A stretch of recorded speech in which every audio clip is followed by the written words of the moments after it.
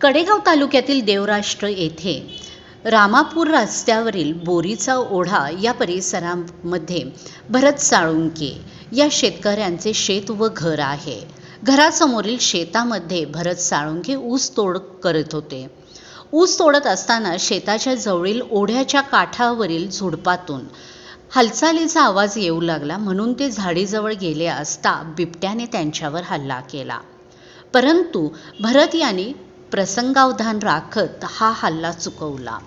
त्यावेळी भरत यांच्याबरोबर असलेले रॉटव्हिलर आणि बेल्जियम शेफर्ड जातीची 2 कुत्री होती. या दोन्ही कुत्र्यांनी त्या बिबट्यावरती प्रतिहल्ला केला. त्यामुळे बिबट्याने व त्याच्या एका पिल्ल्याने घटनास्थळावरून ऊसाच्या शेतामध्ये पलायन केले. परंतु बिबट्यांची आणखी 2 पिल्ले ओढ्याच्या काठावरील झाडीमध्ये होती. दोन्ही कुत्री पिल्ल्याच्या दिशेने गेली असता या भीतीने बिबट्यांची दोन्ही पिल्ले झाडावर जाऊन बसली. झाडाखाली दोन्ही कुत्री व माणसे जमा झाल्यानंतर 2.5-3 तास बिबट्याची पिल्लेही झाडावरच होती.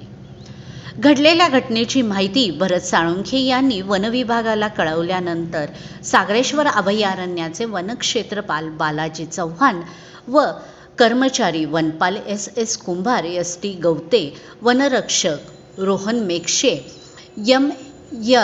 M.M. मुसळे व अन्य कर्मचारी घटनास्थळी दाखल झाले. त्यांनी मादी बिबट्या पिल्ल्यांसाठी माणसावर हल्ला करू शकते या कारणास्तव घटनास्थळावरील लोकांना मागे सरकवत झाडावर अडकलेल्या बिबट्याच्या पिल्ल्यांना जाऊ दिले.